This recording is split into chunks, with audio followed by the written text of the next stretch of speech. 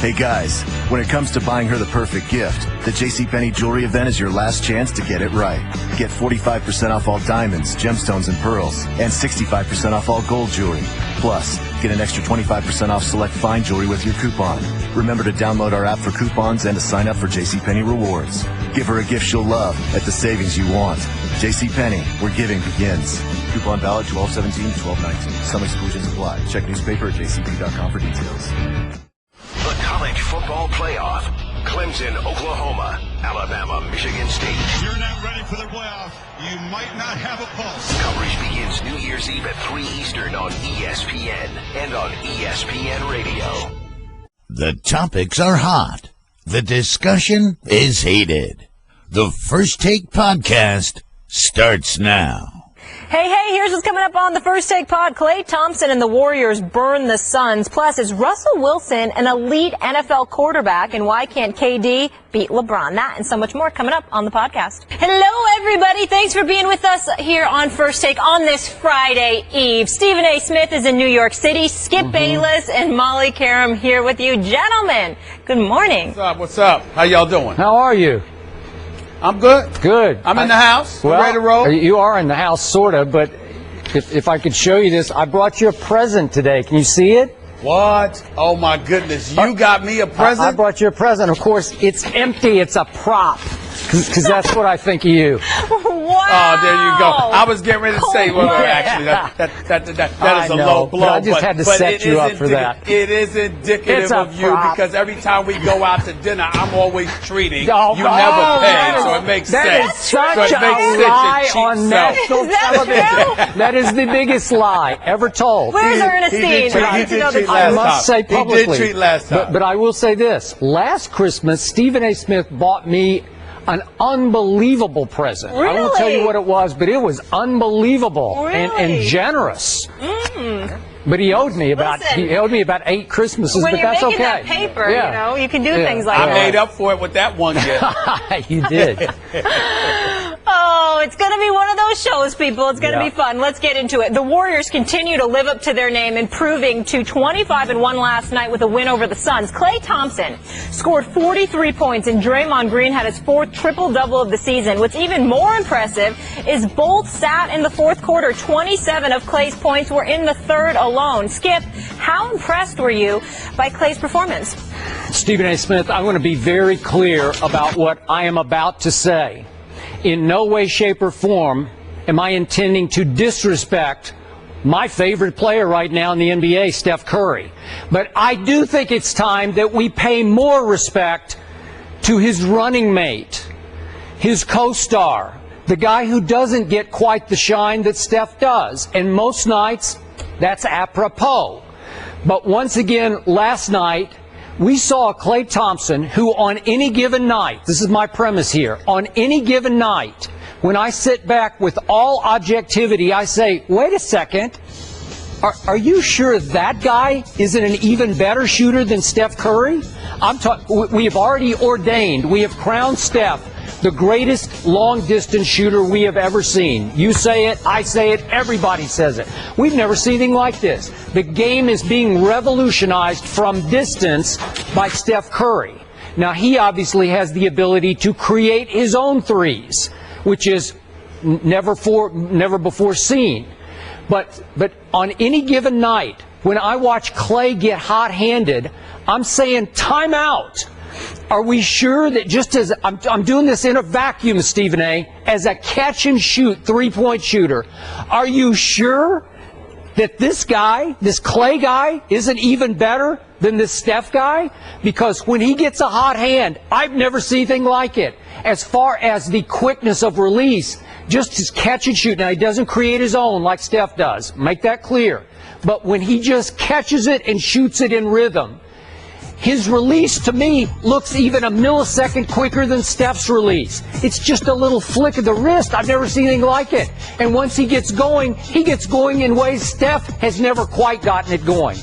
Remember, last year, in 1/3 quarter, Klay Thompson broke the all-time record for scoring in a quarter held by George Gervin and Carmelo Anthony, which was 33 You realize that Clay last year had a 37-point quarter in which he hit 9 out of 9 threes and 13 of 13 from the field, because he can shoot those mid-range, man. He's deadly from mid-range jumper distance and always makes his free throws. That's no big shock. But last night, he just easy scores 27, only 4 out of 6 threes. And we've seen Steph do it before. He's had a couple 28-point quarters. He's had a 24. He's had a 19-point quarter. I'm sorry, 19-point fourth quarter. So my point to you is, in the big picture, just in a vacuum, when I watch these guys objectively, there are nights when I feel like Klay Thompson can get even more hot-handed than I've ever seen the best shooter ever get, and that's Steph Curry. Well, what I would say to you, Skip, is this. If you put it in a vacuum and you're talking about just catch and shoot, you can make an argument that he's on the level of a Steph Curry. I don't think anybody could say that anyone is a better shooter than Steph Curry, because he's the greatest we've ever seen. And 1 or 2 games this season from Klay Thompson doing what he did doesn't supplant Steph Curry from those laudables, from that title.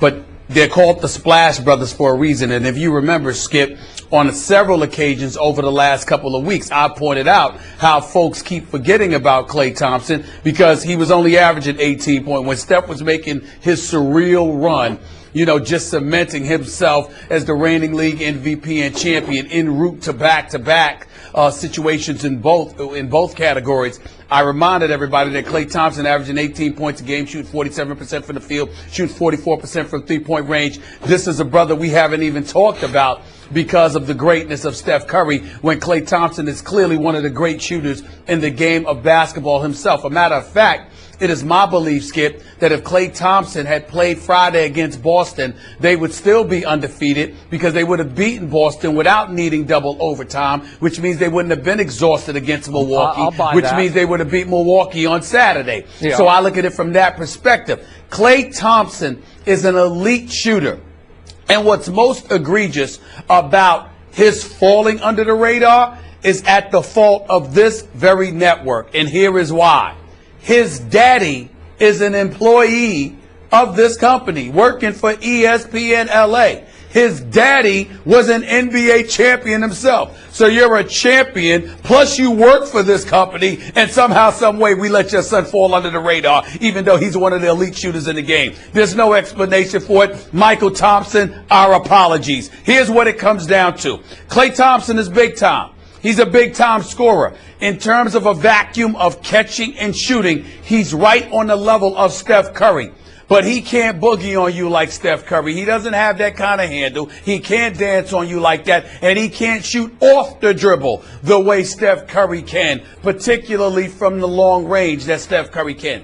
You do have a point when you highlight it in a vacuum. Catch and shoot, spotting up and shooting.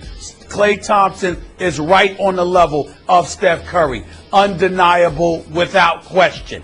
However, overall shooting ability, no, he's not Steph Curry. As Steph Curry proved in the whole three-point shooting contest, even though that's catching, or grabbing and shooting. Grab and shoot. Bottom line is, Steph Curry is a better shooter than Klay Thompson. But Steph Curry would be number one. We can make a legit argument that Klay Thompson is the second best shooter in all of basketball. We can make that argument, which is why they're the Splash Brothers. And maybe the second best shooter in the history of the NBA. Seriously, I'm serious. I've seen enough already where I don't know. It's so close between Steph and Klay on any given night.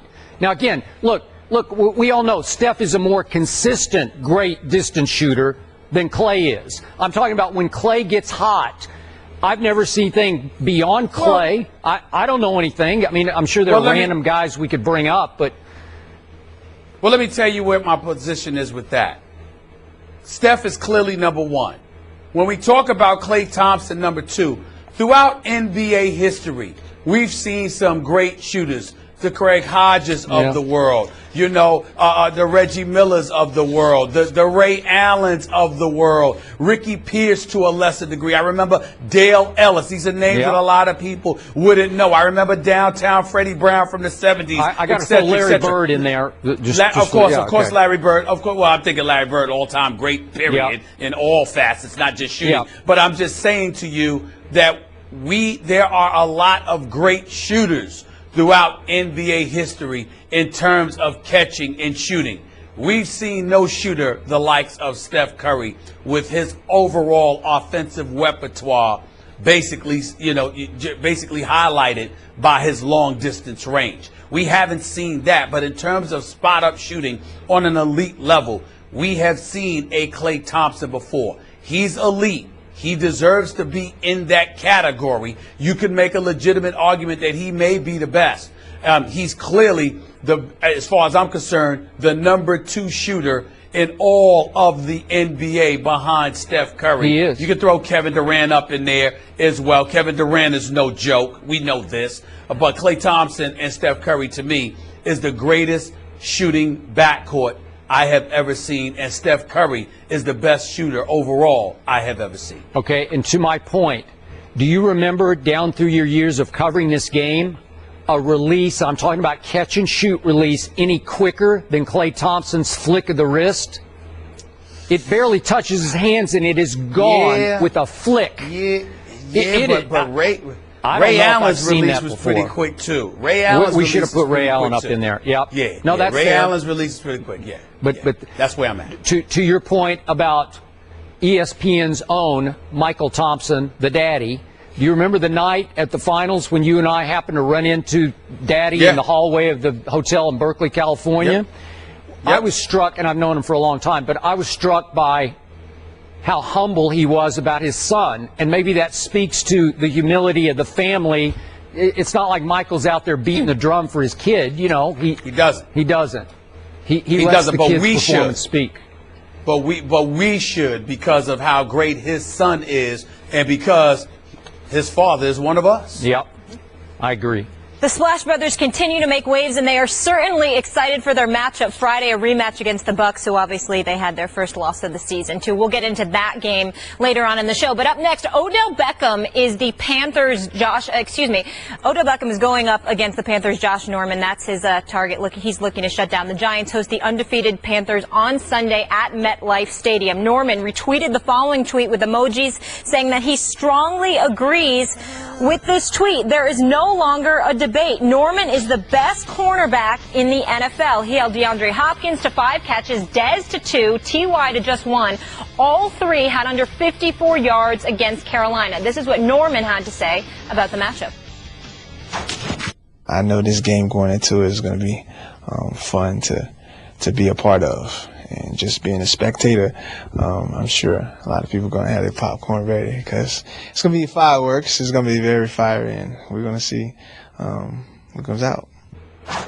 Stephen A., I know you'll have your popcorn ready. Who's going to win this one? Well, I got to give the edge to the Carolina Panthers. I'm kind of torn. On one hand, I'm hoping that I'm wrong because I'd love to see Cam Newton continue this run because I think he's been nothing short of spectacular. On the other hand, the Giants are the Giants. I'm a native New Yorker. I'm going to root for my New York teams, and obviously I don't want the Giants to miss out on making the playoffs, even though I think they're in a world of trouble. But what I would say is this.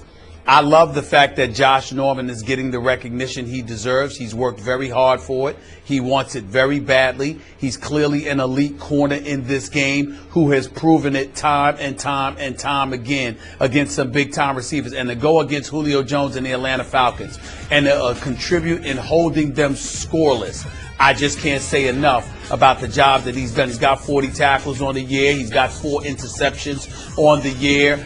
He's been big time in every respect against elite receivers. However, having said that, I would say to Josh Norman, this is the biggest challenge of his season. Odell Beckham Jr., with the possible exception of Antonio Brown, Odell Beckham Jr. is the biggest threat. Now, Carolina hasn't played Pittsburgh this year, but I'm just saying that he's the biggest threat. Odell Beckham Jr. is the biggest threat to Josh Norman this season. This dude, Odell Beckham Jr., is on another level. He can fly, man. This brother's got all the gifts. He's got great hands. He runs great routes. He's got electrifying breakaway speed. He loves the spotlight. He plays under pressure. His 85 receptions for 1,320 yards with 12 touchdowns. Keep in mind that Ruben Randle has been inconsistent. Victor Cruz hasn't been there all year long. The Giants' running game has been questionable because their offensive line is highly suspect. Odell Beckham Jr. has been pretty much the only consistent weapon that Eli Manning has had this year, and he has still done what he has done. So there's no questioning his greatness as far as I'm concerned. It's an incredible challenge for Josh Norman. We all know he's going to have some help. It's not like Ron Rivera is going to leave him on an island and say you're not getting any help whatsoever all game long against Odell Beckham Jr. But nevertheless, it's going to be a huge challenge. I'm still picking the Panthers, but I can't wait to see this particular matchup. That's what I'm waiting for this game. Now, wait a second. Again, game score and outcome aside, we're just talking about this matchup. Did I hear you say that you think Josh Norman will get the best of this individual one-on-one matchup? No, I'm saying I don't know. I can't wait to see. I'm saying it could happen. You don't know. It could happen. I really don't know. I'm in flux about that. I mean, I'm up in the air about that, honestly. Okay. I don't know what's going to happen. I mean, if it was just one-on-one, I would say Josh is going to get his and Odell Beckham Jr. is going to get his. But since the Carolina Panthers defense doesn't appear to have too much to worry about, I can see Josh Norman getting some help against Odell Beckham. Unless Josh Norman goes to Ron Rivera because he's got a lot of bravado, a lot of swag, and he feels shortchanged throughout his career, and he's anxious to prove. I've talked to this guy on several occasions. He feels he's on a mission to prove that he belongs or he deserves to be recognized as one of the elite in the game. I'm not saying Ron Rivera would do it consistently, but it would not surprise me at all if Josh Norman went to Ron Rivera and Carolina's defensive coordinator and that defense, and he said, leave me alone on this guy. I agree. Let's see what goes down. It wouldn't surprise me. I would agree. And if that happens, my money for the day will be on Josh Norman. He shut everybody else down except for Brandon Cooks. Now, Brandon Cooks can flat out fly. He's a little faster than even Odell Beckham Jr. is. And Brandon Cooks did go for 100+ on him in New Orleans.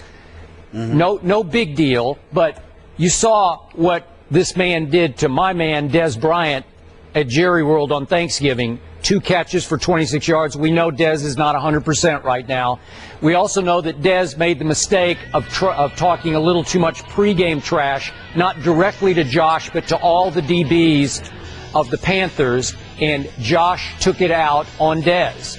And my premise here on this matchup is, from all I've heard and been told, Odell Beckham Jr. is the biggest trash talker in the league among receivers, even beyond Dez, anybody else. And Josh Norman seems to feed off that, which is why I've called him this year's emerging Richard Sherman. Not that Richard isn't still Richard, but all of a sudden this guy has eclipsed everybody slightly because of the track record of performance. Even Richard's had a couple of breakdowns here this year, maybe not all his fault, but we've seen he have a couple breakdowns, give up a couple of big passes. We've seen Revis give up some big passes. We have not seen Josh Norman really give up any big passes. I don't think he's going to, well, let's just say this. I don't think this time we're going to see Odell Beckham Jr. running free down the middle of the field, waving to Eli. Throw it to me so I can go 84 yards for a touchdown untouched. It was a beautiful, disgusting sight for me. But what I would say, Skip, is that we have seen Odell Beckham Jr. on several occasions turn a little 10, 15-yard slant pattern into a big-time play.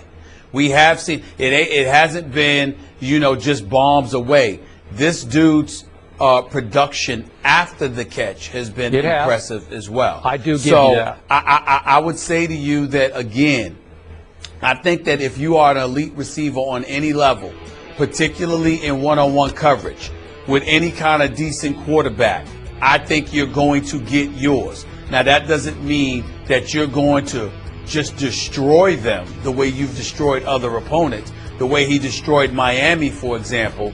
But could I see Odell Beckham Jr. getting his, maybe having 110 yards, 115 yards, with Josh Norman also getting his, and making sure he makes enough big plays where you know it's a kind of elite matchup? I can see that. But I don't know if anybody's going to get shut out in this equation. And if it is going to happen to anybody, I can see it happen to Odell, because I can see Josh Norman getting help that Odell Beckham may not get. Maybe he will, maybe he won't. But here's why, strategically, I think Odell Beckham is at a disadvantage. If Eli has the IQ everybody tells me that he has, the football IQ, you realize that starting at the other cornerback opposite Josh Norman is a former fifth-round pick in his second year out of San Jose State in place of Charles Tillman, who's been hurt for a while. It's been about 4 games now. Bené Ben Wickery. Bené Ben Wickery is his name. He's starting at corner on the other side. So I'm just going to guess here that maybe Ruben Randall's going to catch a few, because I would think that maybe it would be wiser to throw at Ben Wickery instead of Josh Norman. Just me. Well, yeah, but here's where I'd interject. You can do that, and that's fine. But knowing that Josh Norman is covering him, I imagine that huddle and those sidelines are going to be very, very difficult for Tom Coughlin and Eli Manning if they completely ignore Odell Beckham Jr. in a matchup like this. I don't think he's going to sit idly by and watch you just throw in a different direction because you scared to attack Josh Norman. Eli and Tom Coughlin are going to hear Odell Beckham Jr. saying, "What's up with y'all? What, you scared? Or you don't believe in me? Have you lost your mind? You better throw that ball over this way." And so, because that's what elite receivers, who obviously every receiver will acknowledge are divas, this is what they do. They come at you. And Josh Norman, and could you imagine how much trash talking Josh Norman is going to do if they won't throw the ball at Odell Beckham Jr.? I mean, that's going to be a bad, bad experience. I'm trying to tell you right now, Eli Manning and Tom Coughlin ain't that stupid. They will throw to Odell Beckham Jr. because Odell Beckham Jr. will see to it that that they either do so or they're going to have a very miserable afternoon dealing with him.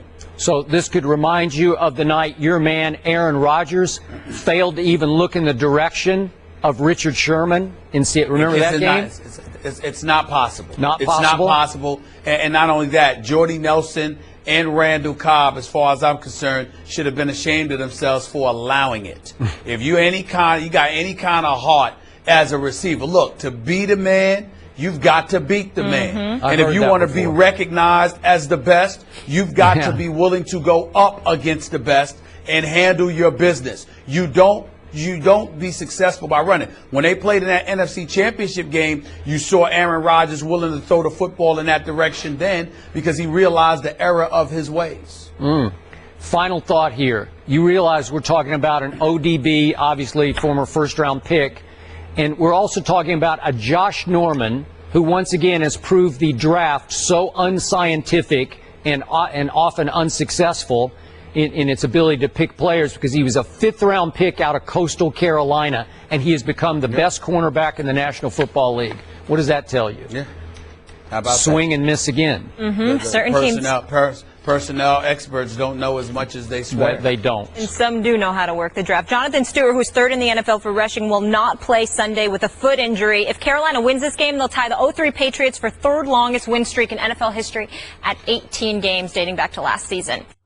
He's ascended over the last. I mean, he plays at a high level. He's very productive, and they win. A lot of that, I think, is a function too of he's the perfect quarterback for what they do, and it's. To me, it goes both ways. They've also built it around him. Would you put him up there with the guys that can transcend their supporting cast? The Bradys, whether it's Aaron Rodgers, Breeze, Roethlisberger, the ones that you would consider the 2, 3, 4 elite guys. But no, he certainly played himself into that next tier. Tell us how you really feel. That was Browns coach Mike Pettine saying Russell Wilson is not quite top tier. The Browns travel to Seattle on Sunday to play the Seahawks, who have been carried by Wilson over the last month. In those 4 games, Wilson has a QBR of 95 with 16 TDs and no receptions. When asked to respond to Pettine, Wilson said, "I don't worry about that. I think it comes down to winning games. That's the only thing I care about." Skip, do you have a problem with Mike Pettine saying this? I definitely have a problem with what he said this time because, Stephen A., as you know, I often have a problem with things that Mike Pettine says. To me, Mike Pettine always strikes me, this is just me, my view, he strikes me as a guy who's constantly trying to convince the media that he really knows what he's doing, that he really gets football and sees it from the inside out, that he's really smarter than you give him credit for. And this was just so dumb. It's not completely inaccurate what he just said. I mean, not that, we all agree Russell Wilson hasn't proven to be Tom Brady or Peyton Manning or Drew Brees or Aaron Rodgers. We get that.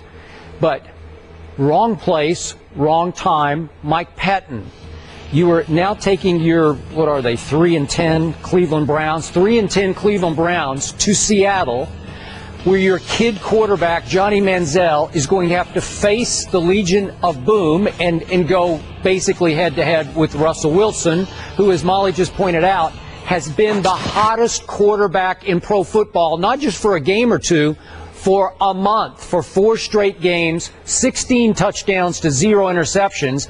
And I dare say that Russell Wilson has played in the elite level at least for the last month. And I point out that all of a sudden, because now the Las Vegas power rankings say the best team in pro football, or you could equate it to the most dangerous team, is Seattle. So it's very possible that Russell Wilson will play in his 3rd straight Super Bowl. So that's sort of an elite kind of accomplishment to me. You can argue that he has the defense, he's had beast mode, blah, blah, blah. But lately, Russell Wilson has carried this football team. It is the wrong place and the wrong time to suggest sort of giving him a backdoor compliment that, well, he's played his way into the second level. Don't say it now, Mike. Don't impress us with your football insight now. It's not fair to your kid quarterback as he gets thrown into the fire against Russell Wilson and Boom and all the 12th man up in Seattle. He drives me a little crazy, Stephen A., because he's now 10-19 as a head coach, and I'm just going to guess he will not be the head coach next year in Cleveland. Well, I wouldn't say he drives me crazy because, fact of the matter is he's asked some of these questions. He's giving you an honest answer. I don't have a problem with it per se. What I would say is that, he may come across as a bit accurate, but I think that it's for those of us who are not paying attention. When we look at the Russell Wilson that we've been watching, yes, we see the 145.9 passer rating over the last 4 games, the 16 touchdowns, the 0 interceptions. We get all of that. I'm going to go a step deeper. Russell Wilson is in his 4th NFL season. He has never had a record worse than 11-5, which was his first year, won 13-12 the following 2 years respectively. He could probably go 11-5, assuming they run the table for the rest of this regular season. This guy's got 98 touchdowns. He's got just 33 interceptions. He has never thrown more than 10 interceptions in any season in his young NFL career. His QBR has been over 70 3 of his 4 seasons in the National Football League. And oh, by the way, he's been to 2 Super Bowls, and he already has a Super Bowl championship on his resume. Maybe, just maybe, we need to be talking about Russell Wilson. Agreed. On a very elite level. Maybe we need to give him the respect that he deserves and he has earned. And here's why. He's not somebody, Skip, 3rd round pick, obviously, being at North Carolina State, then Wisconsin. We know his story. But the biggest thing about him, Skip, is that this guy, you don't marvel at his ability just because of his elusivity on the field and his level of production. let's give the guy credit where it's due. How about his commitment? How about the fact that you had people questioning his authenticity, not just as a basketball player, but as a man? Why don't you get into that? Why don't we get into the fact that this guy has had to overcome odds each and every step of the way, from being a collegiate to being a professional football player? He wasn't tough enough. He wasn't real enough. He didn't vibe with the players. He didn't do this. He didn't do that. And all he's done is dedicate himself in the most elite football league in this nation, and he has produced on the very highest level imaginable. We need to give this kid his respect where it's due. To get to Pettine, where it really resonates, was the last point you brought up. And I was waiting to see if you were going to bring it up. Because, Skip Bayless, did it ever occur to you that Mike Pettine might have said this just to make life difficult for Jonny Manziel? Maybe. I mean, I'm not sure he's that smart, but maybe. Well, listen, let's not, you might disagree with Mike Pettine, but let's not question the man's intelligence. He's obviously an intelligent individual. I don't know. You just disagree with him. I just don't think he's a very good head coach. Maybe a coordinator, not a head coach. Well, maybe he's not a good head coach because of his abilities, his ability to motivate and galvanize his troops. That doesn't speak to his intellect. That speaks to a desire or lack thereof to play for this man. But I certainly see no reason to question his intelligence. I'm saying to you that we've looked at a bevy of things he has done, and we've questioned whether or not he even likes this kid and wants him on the squad. You, according to your sources, heard he didn't even want Jonny Manziel. That is correct. And he's never liked Jonny Manziel. So considering that, and then suspending him, or the usage of Jonny Manziel prior to him warranting that, that benching, rather, not the suspension, but the benching. Yeah. All right? Did it occur to you that he might have said all of this just to make life difficult for Jonny Manziel? I think it is plausible that is a possibility, that might have been his intent. So I don't know. And speaking of Jonny, one other direction, this is a little other insight that Pettine bestowed on us yesterday, was he's comparing Russell Wilson to Jonny Manziel as runners, and he gave Russell the edge as a runner because the package is built more around him, and I'm paraphrasing the quote slightly, but he said Russell is thicker and more capable of withstanding the punishment that comes with called running plays.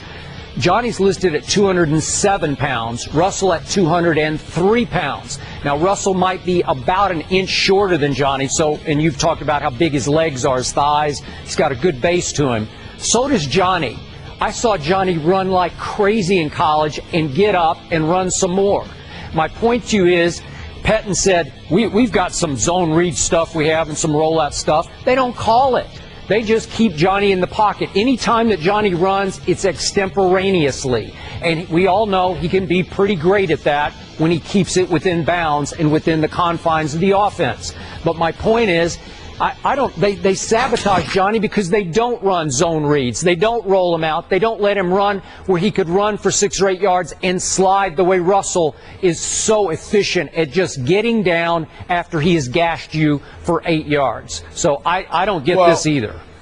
Well, listen, when I look at the Seattle Seahawks, Skip Bayless, I see an intellectual at the quarterback position in Russell Wilson who seems to know when to stay in the pocket, where to stay in the pocket, how long to stay in there, and most decisions he makes are smart ones, whereas Jonny Manziel's default position is to run. And when you say run extemporaneously, let's understand what that means. That means running without necessarily thinking all the time. It's just instinctual, and that's what you feel the need to do, as opposed to somebody like Russell Wilson who recognizes what the NFL aficionados have told him. No running quarterback is truly successful in the National Football League when their default position is to run. You've got to be willing and able to stand into that pocket and let the ball fling. What Jonny Manziel has to learn are things Russell Wilson seems to have known from the time he came into this league, which is why, even though he was a 3rd-round pick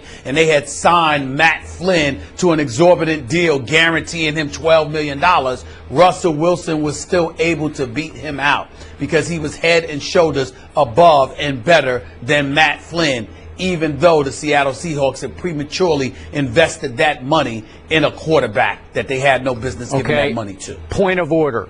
I do disagree on your premise there. Remember, Russell has started 69 NFL games. Johnny has started 6. So just let's keep this in perspective here. Yeah. The first 30 or so starts for Russell Wilson, I saw a lot of Jonny Manziel in him. I saw a lot more extemporaneous bolting from the pocket. He had to learn to win from the pocket. And what's been so beautiful to watch in these last 4 games, he's mostly beating teams from the pocket, which is why it gives me some hope that Johnny could figure out he can beat you from the pocket. He beat a lot of teams from the pocket at Texas A&M, where I point out one more time, his last year at A&M, he had the best passing percentage from the pocket in college football his last year at A&M. So, well, in fairness to you, you certainly watched more of Jonny Manziel than I did in college, and you certainly watched more than Russell Wilson his rookie year in Seattle than I did. I watched them both, obviously, but not nearly as much as you have. What I can tell you is that when you listen to the folks talking NFL football, one of the things that resonated with me was the fact that all of them raved, including Coach Pete Carroll. They would repeatedly rave about how Russell Wilson could stand in the pocket, how adroit he was at being selective in when to run and when to stand in the pocket and throw the football. And they were saying this from his rookie campaign. That's why I bring that up, because when we watched him progress before they lost in the playoffs to Atlanta, if I remember correctly, you know, when he had them roaring back from a huge deficit, the bottom line is we looked at Russell Wilson and we saw a guy that was more judicious in when he elected to run and when he elected to pass, where he seemed to have been ahead of the curve than most quarterbacks, including Jonny Manziel. Okay. You're challenging that, and I'll lean on that, but I'm telling you, all I heard is rookie year. I saw him quite a few times, but again, not every down like you did. All I heard was how judicious he was in doing so. So that's where I'm leaning on. Without naming them, I know a couple of analysts who work at this network who did not think that Russell Wilson could ever win from the pocket, and he is winning from the pocket. And it gives me hope for Manziel. Maybe he could figure that out. And you have to give him credit for that. But certainly poor timing for those comments. Maybe not entirely inaccurate, but definitely unnecessary. And potentially hurts his team. I think adding fuel to the fire there, getting them fired up. And just for perspective, over the past 2 seasons, Wilson's QBR 71.5, Brady's 70.1. Only Brady and Rodgers have more wins than Wilson over those 2 years. The Chick-fil-A Peach Bowl. The Houston Cougars are now 12-1 and have an offense that's among the most explosive in the nation. He scored! Touchdown! They'll face a Florida State defense that ranks 5th in points allowed, plus Dalvin Cook, who ran for over 1,600 yards. Touchdown! Number 9 Florida State, number 18 Houston. The Chick-fil-A Peach Bowl. Coverage begins at 11:30 a.m. Eastern, New Year's Eve on ESPN Radio.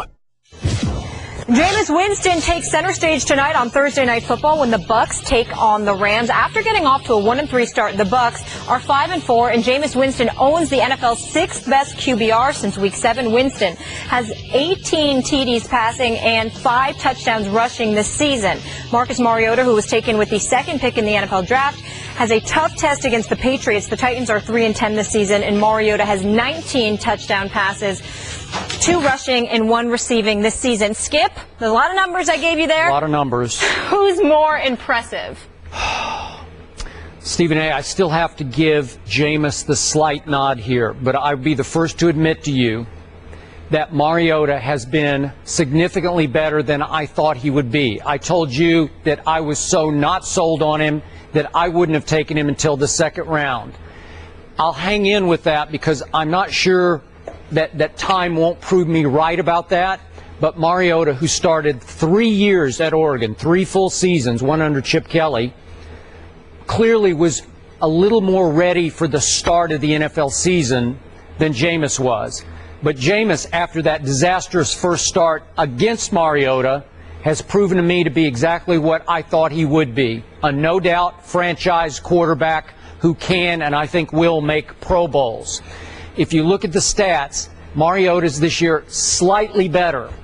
But if you really analyze it, and I've watched both of them a lot, Tennessee has done a much better job of putting Mariota in a sort of a college-friendly type offense. It's a lot of dinks and dunks and run after catch, and he can run with the football. He is a stud athlete who can accelerate downfield. So that's a weapon Jameis doesn't have.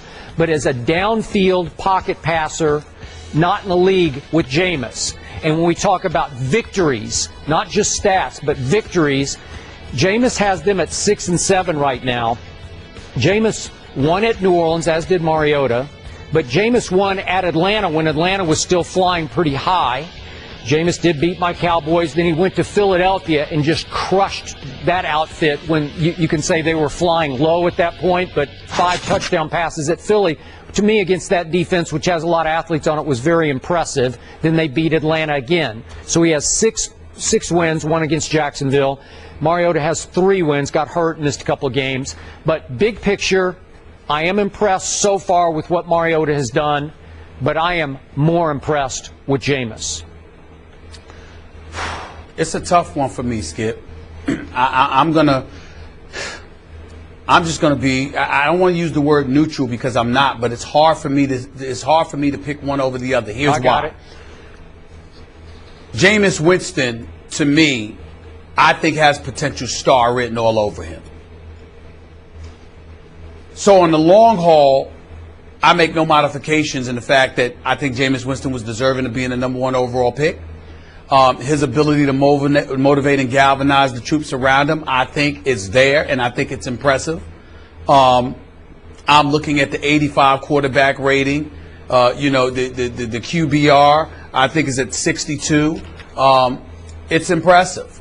But what stands out about me to Mariota is I think Mariota is playing with an inferior team to what Jameis Winston is playing with, number 1. Number 2, Skip, Mariota has been sacked 11 more times than Jameis Winston. Jameis Winston's been sacked 24 times. Marcus Mariota, despite the dipping and dunking that you alluded to, he's been sacked 35 times. Jameis Winston's been sacked on 5.5% of his dropbacks. Mariota has been sacked on 8.8%. So when I look at it from that perspective, I think about the pressure being applied to Mariota. I think about the deficiency in terms of the personnel that he's playing with. I think about the change that has taken place with Ken Wisenhunt being gone, Malarkey being in place. I think about all those different things, not to mention injuries to Marcus Mariota, where he's missed a couple of games. I look at it from that perspective, and then I say to myself, Jameis Winston hasn't had any of those issues, and yet Marcus Mariota still has slightly better numbers in terms of TD passes, lesser interceptions, better quarterback rating, better QBR, despite being sacked more. All of those things even the scales to me.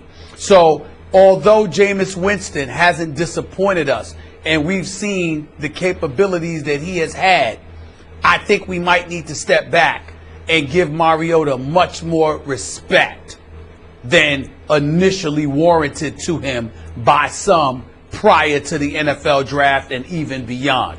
This kid is better than a lot of people thought he was going to be. He's got a future in the NFL. I think he can end up doing some special things, especially, Skip, are you ready for this? Especially this.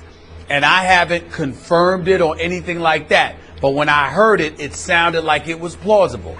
What if Chip Kelly ends up leaving Philadelphia and going to Tennessee because Tennessee is willing to hand him the whole bag, meaning coach and football operations with Mariota, since Mariota's the guy that he got to Oregon and, he coached for a year before leaving for Philadelphia. What if this guy ends up in Philadelphia, in Tennessee rather, in Nashville, coaching Marcus Mariota? Who knows what the future can be for him? So all of those things are things that I think we need to take into consideration in terms of looking at Winston and Mariota. And dare I say, Skip, I might call it a dead heat. I might give it even. To your sack point, remember, Mariota has some Johnny football in him. He will take off. He'll take off much quicker than Jameis will. And when he takes off, he'll tend to get sacked because he'll get looped in and have to run around and go down. Jameis impresses me more and more. Remember, Jameis threw most of his interceptions early. And now, lately, he's been on a roll where he's played pretty efficient, clean football. But Jameis has big-time NFL stand in the pocket and take the blitz right in your face kind of guts to him. He'll stand in the pocket and deliver throws and take the hit, like just right between the eyes, in ways that Mariota doesn't. Not that Mariota didn't have guts to him, but Mariota's more duck and run, go for it. And I think that's why, again, is his offensive line not quite as good as Tampa's? I'll give Tampa a slight edge in the offensive line. But Jameis won't get sacked because he'll deliver the football under fire. Here's the biggest thing I think we can give to Jameis Winston. Skip Bayless, he threw 7 interceptions in his first 4 games. He did. He's thrown 4 interceptions since. He got a hold of it. 4. He figured it out. 4 interceptions in what? The last 9 games? Yep. 4 interceptions in the last 9 games. That's impressive. Okay. That's impressive. And Mariota has one, what I would call kind of quality win, if you will, even though he's playing for a bad team. He won at New Orleans, as did Jameis. But I listed the other Jameis games where you'd say, wait a second, these are some big-time wins for a rookie quarterback to go to Atlanta and win when they're flying high. So, to me, you give Jameis a slight edge, yeah. But I think Mariota is a hell of a lot better than a lot of folks thought he would be. We'll see how that plays from here on. Yep, and we'll see Jameis tonight against the Bucks, and they've ruled out Vincent Jackson for that game. Meanwhile, LeBron James has won every game he's played against Kevin Durant while with the Cavaliers. He's 6-0 overall, including the playoffs. James is 15-4 in his career against Durant, including winning the 2012 Finals in 5 games. The 2 square off tonight when OKC travels to Cleveland. Stephen A., what's the biggest reason LeBron has the 15-4 edge against KD? Wow. In my opinion, I honestly think it's Russell Westbrook. Kevin Durant tends to defer. Although the numbers are there, and he obviously puts up his buckets because he may go down as the greatest scorer in NBA history because he's a scoring machine. Kevin Durant is unstoppable. There's nothing you can do against him. But he does defer at times to a Russell Westbrook. And at times, there are times where because of his efficiency, he should be more aggressive. Let's put it to you this way. If Kevin Durant had Russell Westbrook's mental makeup, mental approach towards competition, there is no way in hell he'd be 4-15 against LeBron James. That would not happen. Because Russell Westbrook is coming. And Russell Westbrook is taking a backseat to no one. And again, I remind you, Skip, the date to scratch on your calendar is February 6th, when the Thunder go up against Golden State, because nobody has been hearing all of this noise about Steph Curry more than Russell Westbrook. He's just got that kind of pride. Trust me. And I say all of that to say, when you look at Kevin Durant, if you look at him, Skip, when he had the Jones fracture in his foot last year and played just 27 games, Skip, the brother still averaged 25-6. I remember when he dropped 28 on Golden State in 19 minutes, shooting 10 or 13 from the field. He's unstoppable. But when it comes to going up against LeBron James, it doesn't seem to hurt him that much if he loses. He doesn't like to lose. He ain't losing intentionally. But if there's ever a moment, if Kevin Durant says, the sun will shine tomorrow, we'll play another time, it's when he goes against LeBron James. It doesn't seem to gnaw at him the way that it would a Russell Westbrook or the way that it would a Kobe and others. Doesn't take away from his greatness. We all know Kevin Durant's big time, but LeBron is big time too. We're talking about league MVPs 5 of the last 6 years between the both of them. But in the end, what it comes down to is they're great friends, something you've lamented in the past, Skip, because you felt like Kevin Durant should not have gravitated towards LeBron that way because LeBron's a champion and Kevin Durant is trying to become one. I think the best thing that I could say, with all due respect, Kevin Durant's going to go at anybody and he's going to strive to win. But losing to LeBron James doesn't appear to hurt as much as it should. Interesting. I hadn't really thought of it that way. And I'm not sure that's completely fair to Kevin Durant. But back to I'm just telling you. Okay, I'm just telling you what I don't know. I didn't speak. I didn't ask anybody. Just what I see.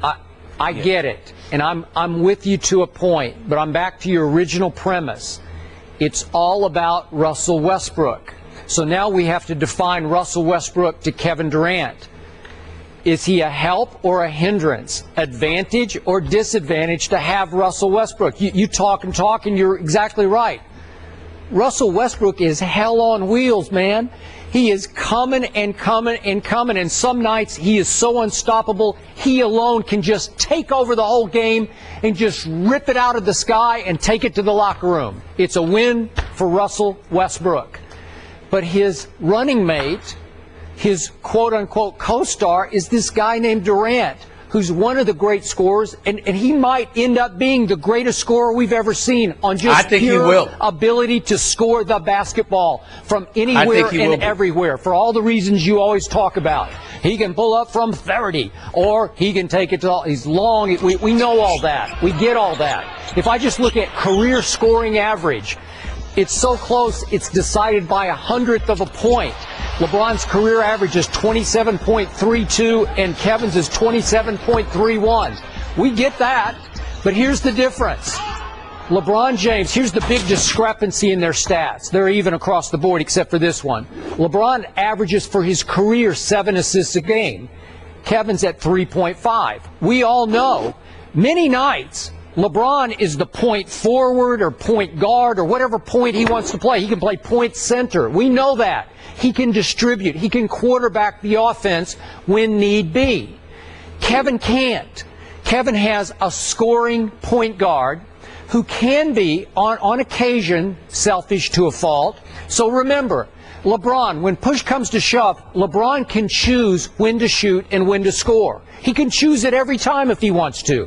Kevin can't ever choose it. Almost never. I mean, when is Kevin going to dribble the ball up the floor? It would be rare. So he's going to have to depend on the decision-making of a Russell Westbrook who is hell-bent to score the basketball on occasions. So it's hard on. I see it as a disadvantage, and I get your point. That's an interesting point. I hadn't thought of it that way, that maybe Kevin doesn't take losing hard enough, but I think some nights Kevin just throws up his hands and just says, I can't do any more than I did because of him. Like, I'm stuck with him.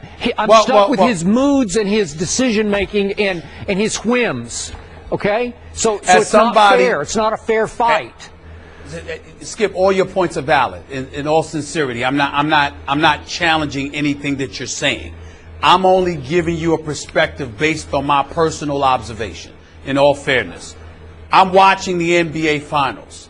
I see Kevin Durant put on a show. Yeah. He averaged 33 on better than 50% shooting in the Finals, and we act like he didn't play well. He did play well, but there were moments within that Finals where he disappeared. Now, obviously, when they lost to the Miami Heat, which helped LeBron James, which obviously was when LeBron James captured his first NBA title, they go to the back. And they're crying, they're despondent, they're obviously upset. Him, James Harden, Russell Westbrook, all of them, their family members, loved ones, everybody's there hugging them. Very sincere, genuine moment. But once it was all said and done, it was almost like Kevin Durant was like, I'm miserable that I lost, but I'm happy for LeBron. Okay. You can understand the emotion. I agree with that. I'm with you. You're right. But that's where I'm going. Okay, I got what I'm saying is, you're happy for him. Yeah. You know, it's nothing wrong with that. No. I'm just simply saying he's got a lot of love for this brother, as most people in the NBA do for LeBron, and it doesn't hurt as much. It's not to say that he's losing intentionally. Of course he's trying to win. It's not to say he's not going at him. Of course he's going at him. But at the same time, if you have a healthy level of vitriol and venom towards an opponent, there's a little something extra that you're going to do. I agree. Now, he may defer. Where I come to Russell Westbrook's defense is that I don't believe you ever entertain the notion that Russell Westbrook actually, at least on occasion, would prefer Kevin Durant going at somebody. I think Russell Westbrook would love for Kevin Durant to say, look, I don't give a damn what you're thinking about. Give me the ball tonight. I want him. I think Russell Westbrook would welcome that. I'm not talking every night. Okay. I'm not talking every night. But on certain, like, for example, we're talking about LeBron versus Kevin Durant right now. If they're watching this conversation, the Russell Westbrook that I've seen, that I've spoken to in the past on occasion, just, on little interviews, things of that nature, or that I've seen talking to other players, what I've heard other players say about him, I'm telling you right now, Russell Westbrook can see something like that and be like, KD, you got to get at that, brother. It don't matter who it is. I'm not talking about LeBron. Yeah. Don't think that Russell Westbrook is sitting there and saying, I don't care about that. I'm not giving Durant the ball. Russell Westbrook's not like that. He wants success for Kevin Durant just like he wants it for himself. He's not nearly as selfish as people try to portray him to be. So I'm saying to you, this comes down to Kevin Durant against LeBron. And when I look at Kevin Durant, Steph Curry's shooting 52% from the field. What is Kevin Durant shooting? 53%. Steph Curry is shooting 45% from three-point range. What is Kevin Durant shooting? 43%. Steph Curry takes 10 three-pointers a game. Kevin Durant takes 5. He's averaging 32. Kevin Durant's averaging 27. These are MVP numbers that Kevin Durant is putting up. And the numbers are always there. What we're looking for from him is the moment when it's on the line and LeBron is on the other side. How you going to go at him? Or are you going to leave it to Russell Westbrook to do it? The past has shown he's willing to leave it to Russell Westbrook. That's just a fact. Okay. Couple of quick points. Remember, the strategic change in that series, and we're going back, what was it? We're going back 5 years ago now, the Oklahoma City-Miami series, Oklahoma City-Miami, was that Game 3, LeBron started posting up Kevin Durant. Remember that? And as you always say, Kevin Durant, especially at that point, was just a stick figure. He had no chance in the post trying to guard and keep LeBron from the rim. And what happened in Game 3's first half? Do you remember? I think it was Game 3. Help me out here. Remember what Magic said about Russell Westbrook's point guard performance? Yeah, what we both said. Yeah. What we both said. It was the worst he'd ever seen in a finals for a half from a point guard. It was a disaster. Because he was just a scoring machine, and he wasn't running the show. He wasn't running the show. And he dropped like 44 that game. Okay, and so remember, Miami wins 4 straight games after Oklahoma City won Game 1 and won it in a rout. We all thought after Game 1, look out, here come the Thunder. They have arrived. And then it turned with the late play. I thought LeBron got away with fouling Kevin Durant, remember, on the baseline, and the whole game flipped at the end, and the whole series flipped. And in the end, I felt like Kevin was more resigned to, I can't do any more with this guy running the point for us. So I'm not sure it was, I'm happy for LeBron, even though he was. It just looked like resignation more to me. And when you tell me he defers too much, I don't know if it's deferring. It's just he has no other choice. I mean, it's not his call. He's not making a conscious decision. No, you shoot it. Russell's just going to shoot it. Well, first of all, I think it was Game 4 because Russell Westbrook had like 19 in Game 3, and I think that Kevin Durant had 25 in Game 3. I think that the strategic change took place in Game 4. But we're not talking about Kevin Durant, the defender, because we understand that LeBron James can post up anybody. Certainly somebody as thin as Kevin Durant, no disrespect. But offensively, Kevin Durant is so unstoppable. There's no excuse for the word defer to be in his vocabulary, particularly at money time, with what he can do. So when we look at it from that perspective, it's just like now, like I continue to talk to you about. We're looking at the Golden State Warriors. Yes, you got the Splash Brothers, but look at their supporting cast and look at Kevin Durant with the Westbrook, with the Ibaka and those boys.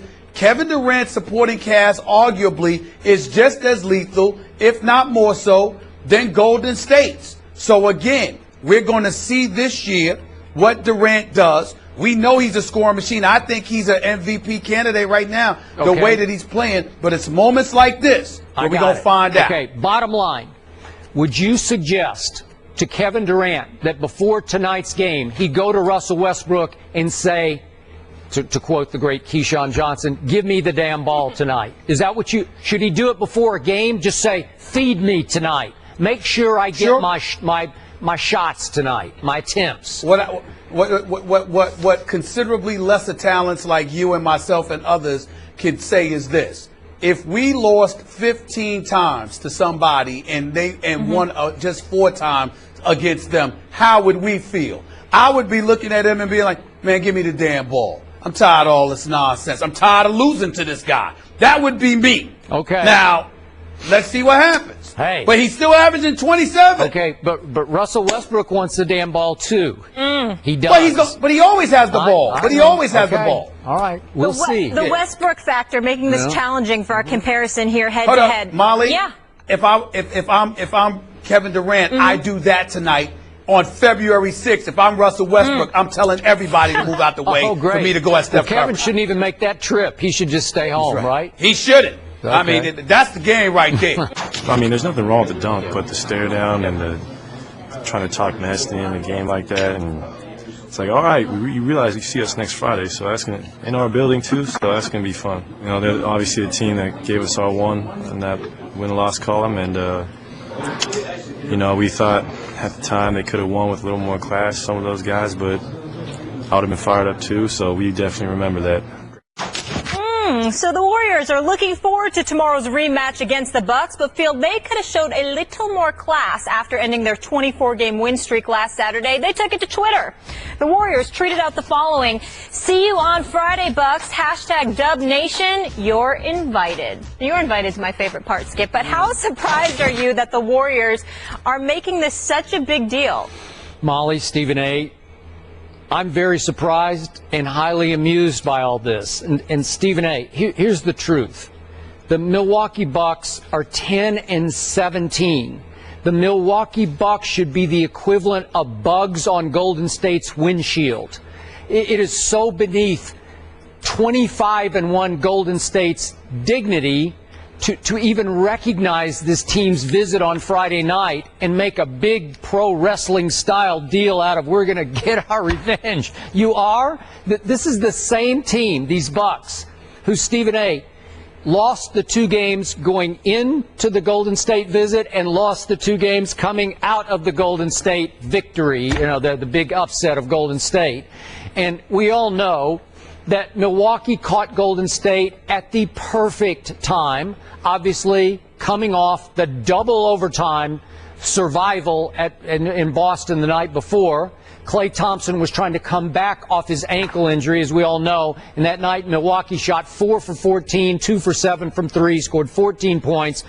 Not exactly the Klay we saw last night. Steph had an off night from 3, was 2 for 9. So when your Splash Brothers go 4 for 16 from 3 and your team goes 6 for 27 from 3 on the 7th, and final game of a road trip, which is highly predictable, no big deal, no sweat. And I get it that Michael Carter-Williams dunked at the end of the game and stared down the bench, and they took it really personally. Come on, it's Michael Carter-Williams. Who is he? Because I'm asking that. Who is he?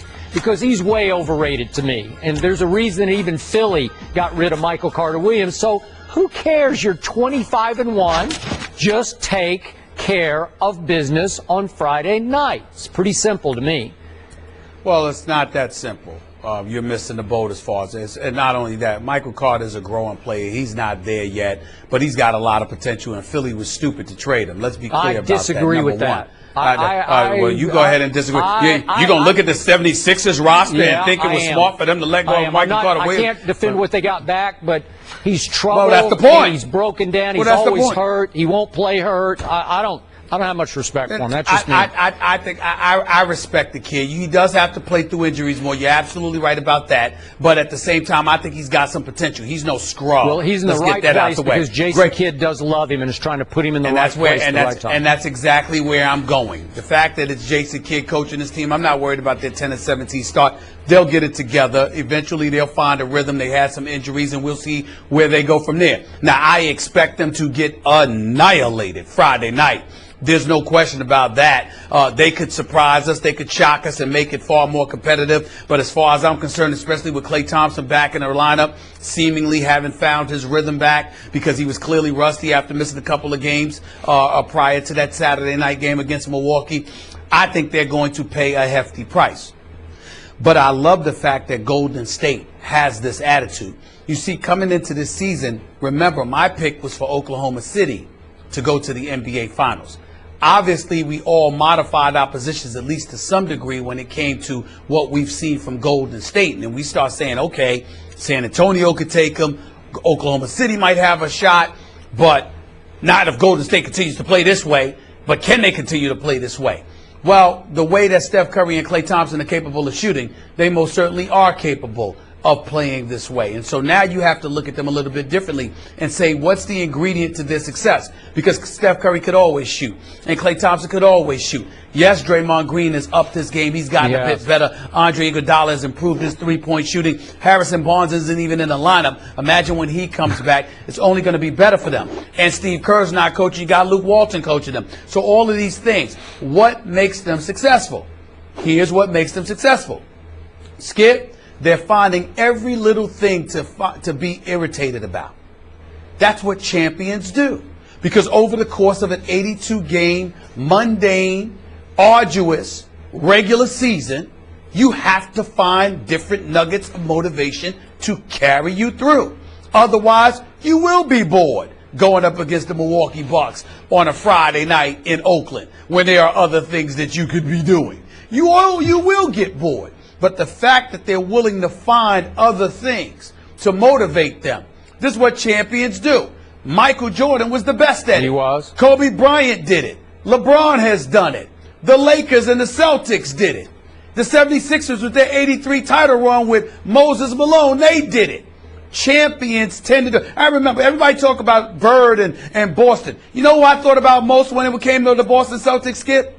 Cedric Maxwell, my man, because he always found something to say, and he would irritate other people or respond to them irritating the Boston Celtics. Now, you could go through the 82-game regular season, especially with the exorbitant amount of dollars these brothers are getting paid, and you're like, look, the sun will shine tomorrow. I'm going to be just fine. Remember, Klay Thompson signed a $70+ million contract a couple of years back. And by the way, I think he's underpaid. He is. So when you look at him, so when you look at them, the fact that they're willing to find something to be motivated about, especially when they just remember it's less than a week ago they lost to Milwaukee. Milwaukee looked stupid for trying to talk junk to them, but they had their moment. We'll see what happens Friday night. I like the fact that the Warriors have this attitude. They're showing me what champions are made of, and I appreciate that. Okay, that is a fair point. I don't know if I can go to Jordan-esque here, but they do have chips on shoulders that they've had from the start of the year. We on this show didn't even recognize Steph as an MVP candidate when we picked our MVPs before the year started. We didn't give Golden State much of a shot to win the West. Now we have to recalibrate everything, and as you say, at this very moment, if you ask me, can my Spurs beat Golden State in the 7-game series, I would say at this moment, no. That's how much Golden State, again, to your point, if you get Harrison Barnes back and Steve Kerr back, my Lord. You know, I've never seen quite like this. I don't think Oklahoma City can beat them, but to your point, it's because they've had a chip on their shoulder all year. My point is, the Bucks are 10-17. I don't think they represent any real threat on Friday night, but maybe as you say, you need some way to sort of re-motivate yourself. Michael Jordan was accused of literally fabricating and making stuff up that people may have said or done to motivate himself. And everybody was like, what are you talking about? I didn't say that. I didn't do that. I don't know what he's upset. What are you talking about? And everybody was alluding to Michael Jordan being upset. At least with the Golden State Warriors, there's legitimate stuff that you can point to that is irritating. You're the Milwaukee Bucks. You walked into the arena with 24-1 T-shirts. The atmosphere was rabid, and everything that you did, you would accentuate with stares and the pointing of fingers and stuff like that, knowing you had to play these brothers 6 days later. So I think it's legitimate. Now, Greg Monroe showed up, had a dominant performance with 28 points. Andrew Bogut didn't do anything offensively, but he did have 5 blocks. If you're Milwaukee, you're thinking you've got the ingredients to go at these guys and to potentially beat them, but you look at that crowd and how they were acting, Golden State's like, now you in our house. And you were chirping. But we'll trust see you me Friday. Trust me, the Bucks don't care. They got their one. That's all they care about right now. Super Bowl. They got Well, it. it depends on how they lose. If you lose, fine. But if you get obliterated and everybody's laughing at you for the entire second half, I don't care that you got your one. To have to sit there and be humiliated, that's not going to be easy to take for anybody. Well, then it won't be easy because they will get obliterated. I think they're going to get annihilated. I think so. I'm But not both sure. I think great so. points. They're champions. They continue to find ways to motivate themselves, but also they're champions, so maybe they should be above it. The Chick-fil-A Peach Bowl. The Houston Cougars are now 12-1 and have an offense that's among the most explosive in the nation. They'll face a Florida State defense that ranks 5th in points allowed. Plus, Dalvin Cook, who ran for over 1,600 yards. Number 9, Florida State. Number 18, Houston. The Chick-fil-A Peach Bowl. Coverage begins at 11:30 a.m. Eastern, New Year's Eve on ESPN Radio. Tom, have you seen or heard about the cover of that Daily News? And how do you feel about people criticizing your relationship with Donald Trump? I don't think about it much. I got a lot, it's a tough week, so I got a lot of football stuff to think about. And, hopefully we can go out and beat the Titans. That'd be the most important thing for me. You opened the door and talked about it there. You opened the door to some criticism. Do you regret opening the door when you do talk about it? Like I said, I'm just here to play football. Thanks, guys. I don't blame him. Brady dropping the mic after too many Trump questions. Stephen A., do you think too much is being made of this? Absolutely. I definitely think it is. For a multitude of reasons. Just because we disagree with positions don't mean that we need to strip ourselves of common sense. What Donald Trump has said has riled a lot of people. There's no question about that. Here's how you respond to that. Don't vote for him. Don't have him leading in the polls. Plain and simple. But as it pertains to his individual personal relationships with specific individuals like Tom Brady, why should Tom Brady be forced or compelled to answer any questions about somebody that he considers to be a friend of his? Are we aware? Do we know that Tom Brady hasn't spoken to Donald Trump and said, I kind of don't agree with your assertions that you're going to deport 11.3 million illegal immigrants? I don't think that's possible. I don't think it's right. How do we know that he has said that? How do, whatever Trump's position is on Muslims, how do we know that Tom Brady hasn't spoken to him about that? And more importantly, why does Tom Brady have to tell us what conversations he's had with Trump, if any at all, as it pertains to those particular issues? I understand he's in the public eye. I understand he's a star. I understand he's one of the elite quarterbacks in the game. But specifically because the man has said that Donald Trump is a friend of his, you're asking him to violate his personal friendships with Donald Trump in order to elocute and articulate his position for the masses as to how he feels about some of the things his friend has said. And I think that we need to recognize that there are certain things that actually do cross the line. Tom Brady is under no obligation whatsoever to express his thoughts or opinions about the things that Trump has said. No matter whether he agrees or disagrees, it is entirely possible that he has disagreed with several things that Donald Trump has said, but just doesn't want to publicize that because that is his friend. And that's how it goes down. A lot of people may find that hard to believe. I find it hard that they find it hard to believe because there are plenty of people who express a thought and opinion privately to their friends about their positions without publicizing it. And that is what this comes down to. And by the way, regardless of what Trump's feelings are, I didn't hear a lot of people having problems with Trump until he was running for president and he expressed his views. It's entirely possible that he's friends with folks and they still like him and get along with him greatly, but had no idea that he felt this particular way and may choose to speak to him privately about it instead of publicly. I agree with your take on this. Now, let's go back to square one. Let's talk about the difference between you and me. And the difference is you closely follow politics. I do not. Not on my radar. I just don't give it a lot of thought. I'm really into sports. I'm into a lot of other things. I have other interests, but politics, not one of them.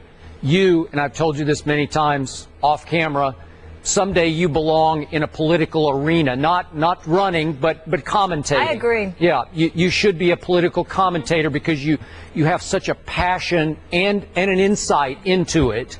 And I feel like I restrict you on this show occasionally because I know you want to go on some of these big international issues, and I'm not there. I can't really speak to it because I'm not qualified and I haven't followed it closely. I believe Tom Brady is more in my world than in your world. And he said back in September, I haven't paid attention to politics in a long time. It's actually not something that I really even enjoy. Ditto.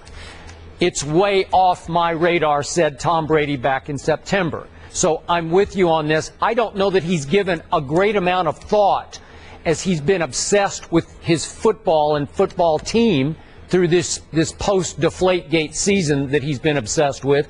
I'm just not sure he's given it a great amount of thought. I could be wrong about that. But to be fair, this all did start. I want to bring up a fair point.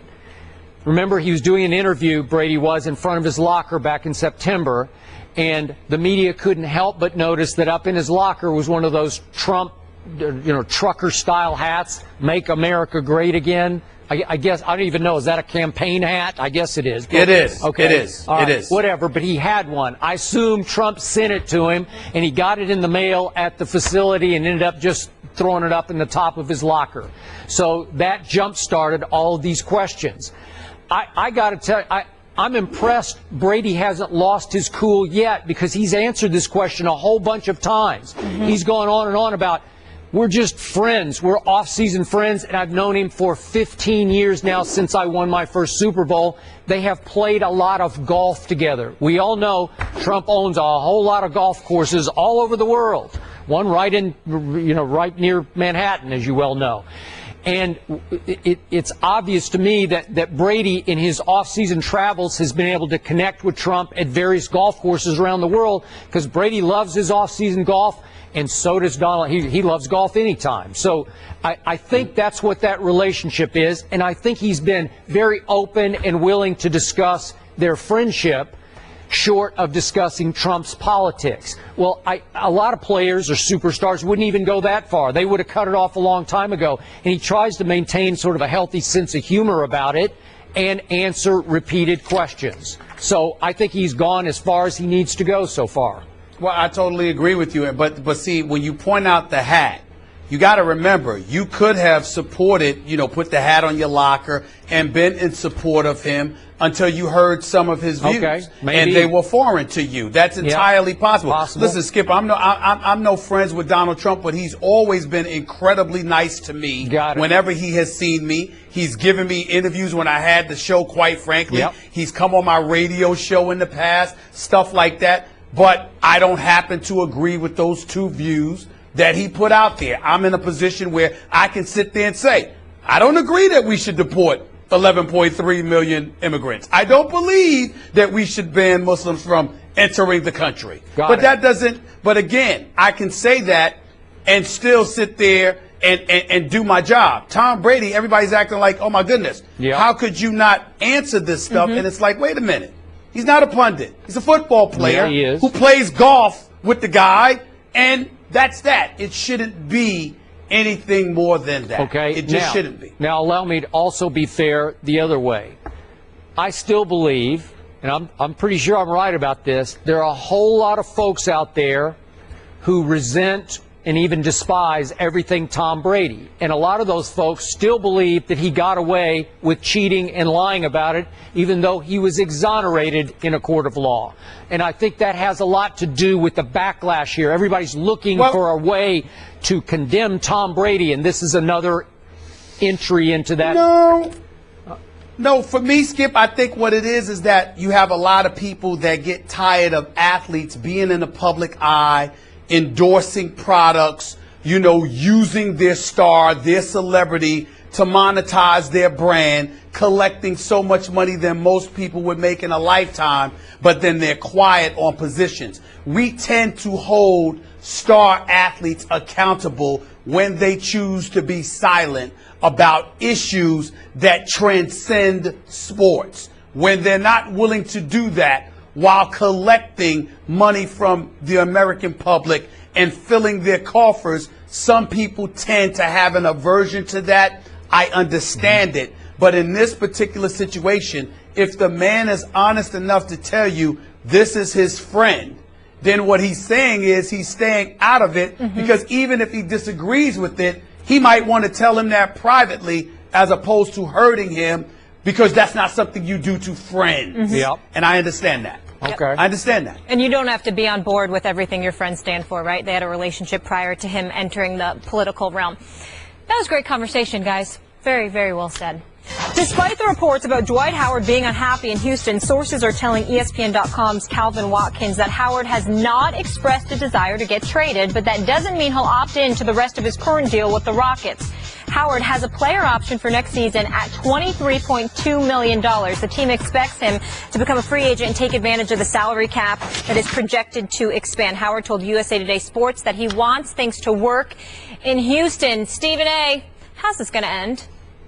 Can't rule out anything right now. The reason I say that is because obviously when he negotiated this deal and had to opt out after 3 years, all the noise that was being made about him passing up on $118 million to take $30 million less from Houston was a bit much ado about nothing, because they knew that the TV deal was coming up. They knew he'd be in a position to get an exorbitant amount of dollars to make up for what he gave up over the first 3 years had he remained in L.A., and that would be that. But I think the thing you have to be concerned about now with Dwight Howard in Houston is the fact that, even though I don't think that he's been a distraction in terms of being a malcontent and complaining, I don't think that he is as happy as he expected to be.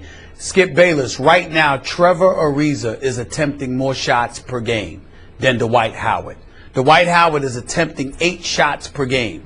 Trevor Ariza is shooting 10 times a game. When Dwight Howard came to Houston, the belief was it would be a 1-2 punch with him and James Harden. When Dwight Howard elected to go to Houston, his whole mentality was that I got a young dude like James Harden to play with me for years to come, as opposed to an aging dude in Kobe Bryant who will be departing. So he looked at all of those things, and that had a lot to do with him selecting to go to Houston, along with Kevin McHale being the coach, Hakeem the Dream Olajuwon helping to coach him, combining with one another to help improve his skills as a legitimate big man, bona fide big man in the post in this game. None of those things have materialized. And I think that with Dwight Howard, money is definitely important to him. We're not going to deny that.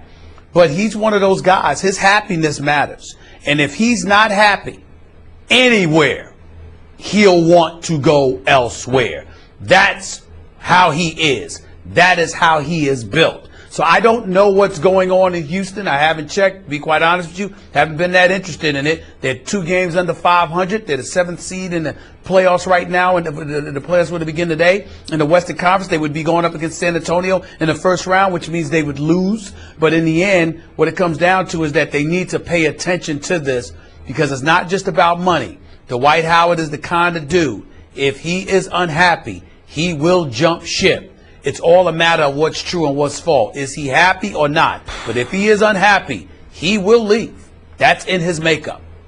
Boy, we've done a lot of topics over the years on this show about Dwight's happy or unhappy, happy, unhappy. It just seems like every other day he's happy or he's unhappy. Orlando, L.A., Houston now. Happy, unhappy. Yeah. So, fair enough. Back to your shot selection, or your shot attempts.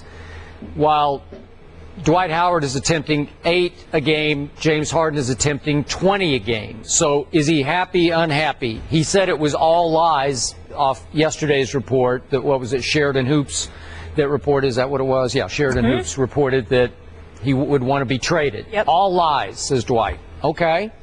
So will we hear today that this report is also, or this possibility is all lies, that he will not opt in to stay in Houston next year?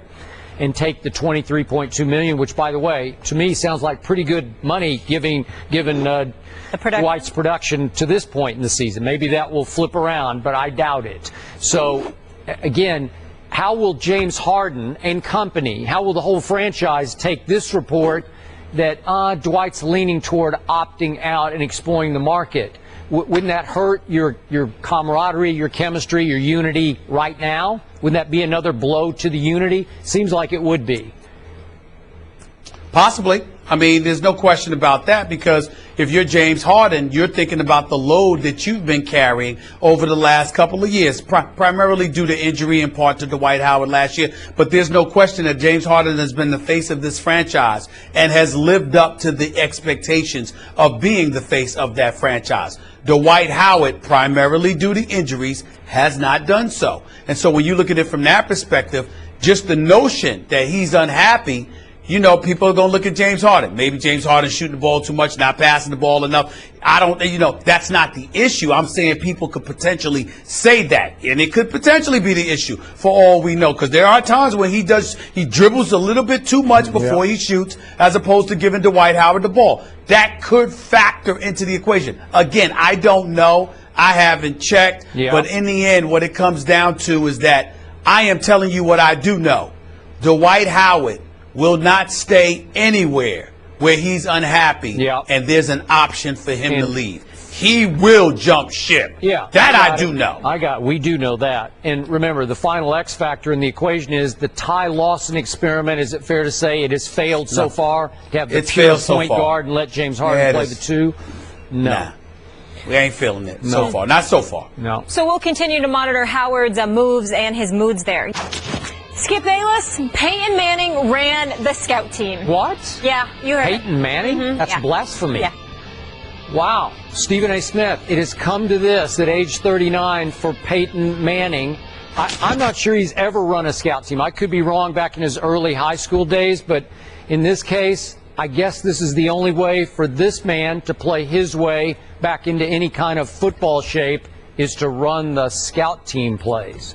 He's just practicing as a scout team. He's just getting himself back into gear. There's nothing wrong. You want the workload to be as light as possible. He's Peyton Manning, and intellectually he brings so much to the equation. Everyone benefits as long as he's involved in terms of giving you, assisting your mental approach to the game. Maybe he's torching that Broncos defense.